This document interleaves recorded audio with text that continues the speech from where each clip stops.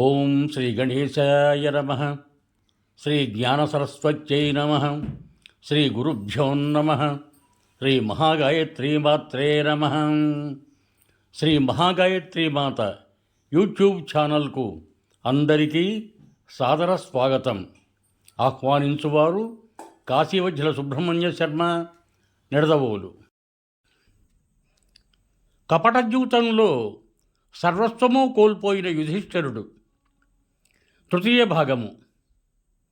కొనసాగింపు.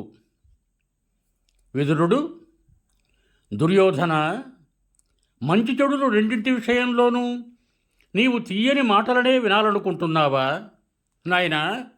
అయితే నీవు స్త్రీల మూర్ఖుల సలహాను తీసుకోవాలి. కృత్రిమమైన తీయని మాటలు చెప్పి పాపాత్ములకేమీ కొదవలేదు.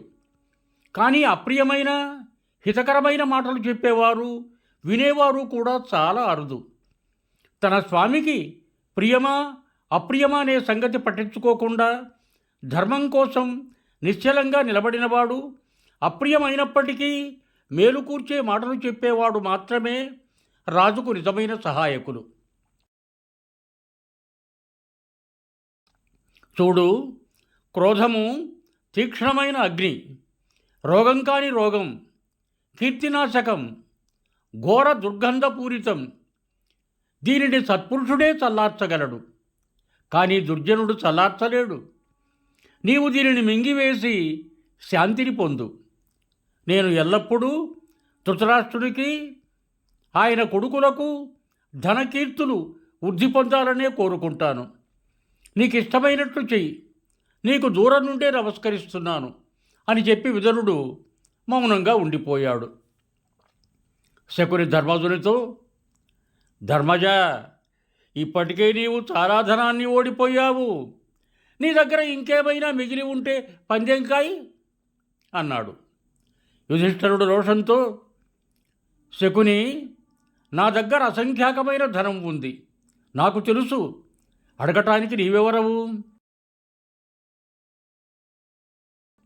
అయూత, ప్రయూత, పద్మ, అర్బుద, ఖర్వ, శంఖ, నిఖర్వ, మహాపద్మ, కోటి, మధ్యమ, పరార్థ సంఖ్యలను మించి అధికంగా ధనం నా వద్ద ఉంది.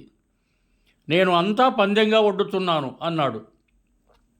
శకుని పాచికలు విసురుతూ, ఇదిగో చూడు, నేనే గెలిచాను అన్నాడు. యుధిష్ఠిరుడు బ్రాహ్మణులను, వారి సంపదను విడిచి నగర, దేశ, భూమి ప్రజలను, వారి ధనాన్ని పందెంగా వడ్డాడు. పూర్వంలాగానే శకుని మోసంతో పాచికలు విసిరి, ఇది కూడా నాదే అన్నాడు. యుధిష్ఠిరుడు రక్తనేత్రుడు, సింహమధ్యముడు, శ్యామవర్ణుడు, యువకుడు అయిన నకులుని, అవును, నా అనుంగు తమ్ముడి నకులుని పడంగా పెడుతున్నాను అన్నాడు. శకుని, మంచిది, నీ తమ్ముడు నకులుడు కూడా మాకే దక్కాడు అంటూనే పాచికలు విసిరి గెలుపొందాడు. శకుని, మంచిది, నీ తమ్ముడు నకులుడు కూడా మాకు దక్కాడు అంటూనే పాచికలు విసిరి గెలుపొందాడు.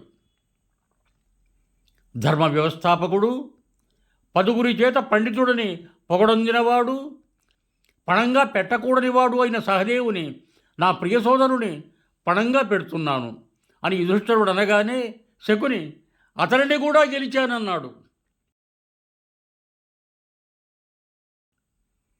తరువాత యుధిష్ఠిరుడు సంగ్రామ విజయుడైన అర్జునుని, సేనాపతి, గదాయుద్ధ ప్రవీణుడైన భీముని పడంగా పెట్టి ఓడిపోయాడు.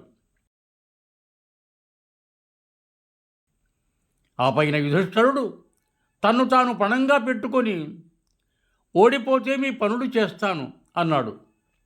శకుని యుధిష్ఠిరుని కూడా గెలుచుకున్నాడు. అతడు ధర్మరాజుతో, రాజా, నిన్ను నీవు పణంగా పెట్టుకొని అనర్థం చేశావు.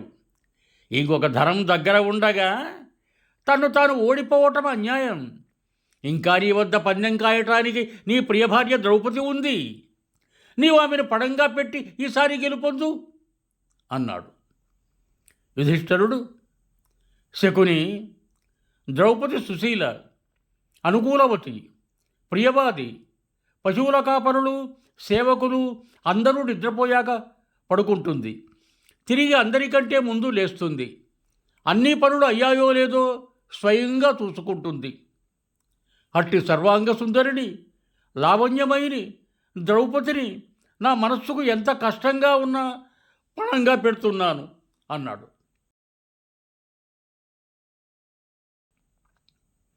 అతడిలా అనగానే 4 వైపుల నుండి చీత్కారాలు జల్లులుగా కురిశాయి. సభంతా కలత చెందింది. సభ్యులందరూ శోకాకుల చిత్తులయ్యారు. భీష్మ, ద్రోణ, కృపాదులకు శరీరాలు చెమటలు పట్టసాగాయి. విదురుడు తలపట్టుకొని నిట్టూర్పులు విడుస్తూ ముఖం వ్రలాడేసుకొని చింతాగ్రస్తుడై ఉండిపోయాడు. ధృతరాష్ట్రుడు ఆనందించసాగాడు. అతడు మాటిమాటికి మనం గెలిచామా అని అడుగుతున్నాడు. దుశ్శాసనుడు, కర్ణుడు మొదలైన దుష్టులు నవ్వసాగారు. కానీ సభాసదుల కన్నుల నుండి నీరు కారుతోంది. దుర్మార్గుడైన శకుని విజయోన్మాదంతో మత్తెక్కి ఇది కూడా గెలుచుకున్నాను అంటూ కపటంతో పాచికలు విసిరి తన విజయాన్ని ప్రకటించుకున్నాడు.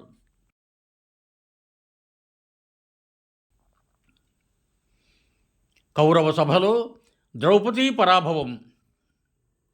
వైశంపాయనుడు చెబుతున్నాడు, జనమేజయ, దుర్యోధనుడు విదురుని పిలిచి, విదురా, ఇలారా, నీవు వెళ్ళి పాండవుల యొక్క ప్రియపత్ని ద్రౌపదిని వెంటనే ఇక్కడికి తీసుకొనిరా.